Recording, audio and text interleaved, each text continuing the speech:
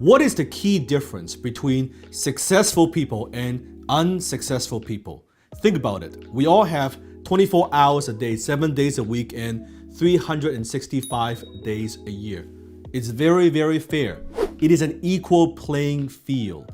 So at the end of the day, what determines how successful we become is how we use our time. So this is how successful people manage their time. Today, I'm going to give you 3 simple strategies that will help you to manage your time better. Strategy number 1, time block for social media and emails. Understand this, when you get up in the morning, if the first thing that you do is to go and reach for your cell phone, and you're checking your messages, you're checking your email, you're checking your PM, you're checking social media, that first hour every morning, that's your most critical hour. How you do in the morning dictates how well you do the rest of the day.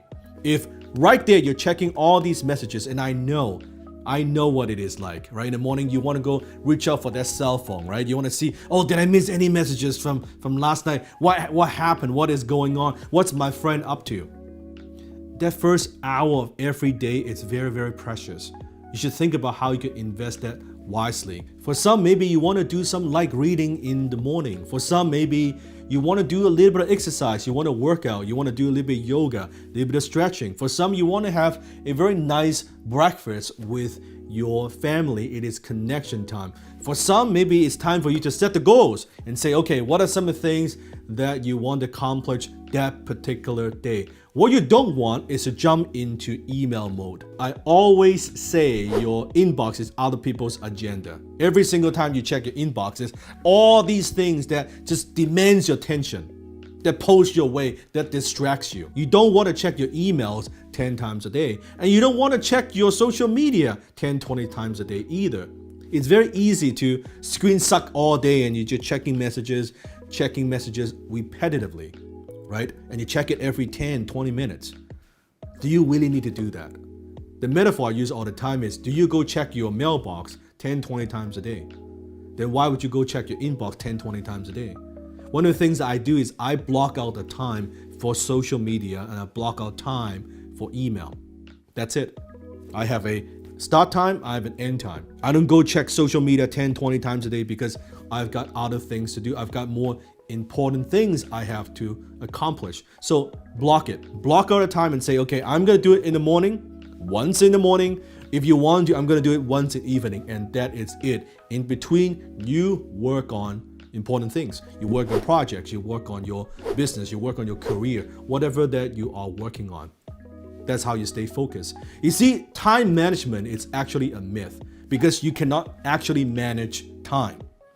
You and I, we only have 24 hours a day. You cannot make them go faster. You cannot make them go slower. We cannot create more time. All we could do is actually manage our priorities. So when someone tells me, oh, I don't have time, what they're actually saying is, this is not that important for me. It's not my priority. That's what they're actually saying. Well, I don't have time to exercise. What they actually mean is, exercise is not that important to me. That's the truth. So time management is actually priority management. And at the end of the day, priority management is actually self-management. How you manage yourself and how you manage your energy. What do you invest your energy in? Into something that will contribute to your happiness, to your health, to your well-being, to your success. That's the key.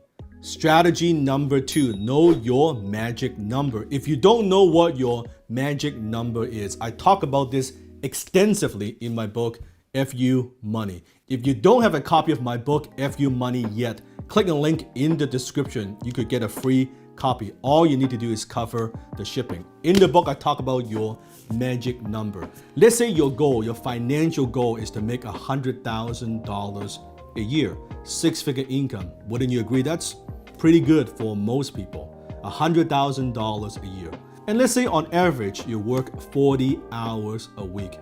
And we have 52 weeks a year. Let's say you take 2 weeks off, 50 weeks a year. So 50 weeks times 40 hours, that's 2,000 hours. So take your annual income goal, $100,000. Let's divide that by 2,000 hours.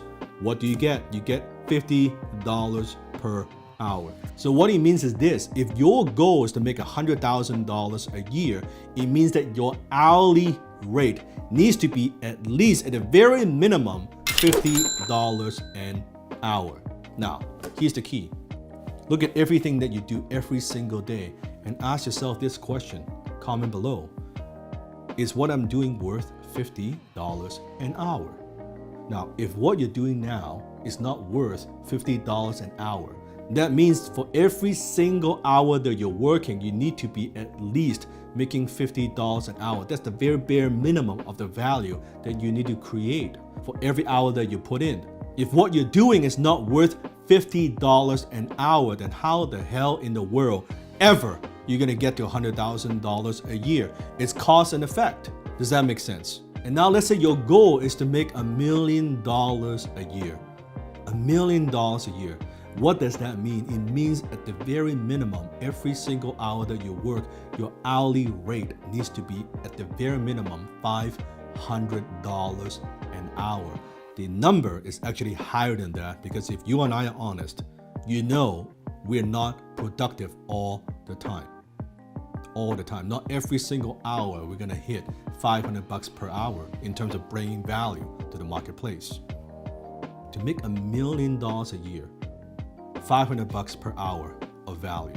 So think about that.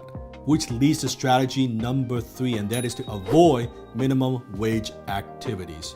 Let's say the phone company overcharged you for $5 and you pick up the phone and you call them and you argue with them and you spend an hour on the phone arguing about that $5. And at the end, fine, they adjust it and you save back $5. Now, did you just save $5? Not really. Not if your goal is to make $1 million a year. Because that phone call didn't save you $5. That phone call just cost you $495. So I want you to imagine this. Here's a bonfire and you just waste $495 that you burn yourself. You need to look at it that way. Every single minute that you have, it is an investment. If you're investing that time to spend with your family, that's fine. You're getting happiness, you're getting fulfillment back. That's a return. It's incalculable, that's fine. But if you're talking about a business activity, there has to be a return. You're spending this much time, you want this much return back. Money at the end of the day is incredibly simple. Money is math. You invest X, you get Y back. That's an investor mentality. The problem is when it comes to time, most people have the wasters mentality. They waste time. Or spenders, they just spend time. There's a Chinese proverb that I like. An inch of time is worth an inch of gold. But you cannot buy the inch of time with an inch of gold. So choose wisely how you want to invest your time, because at the end of the day, your life is nothing more than a reflection of how well you invest your time.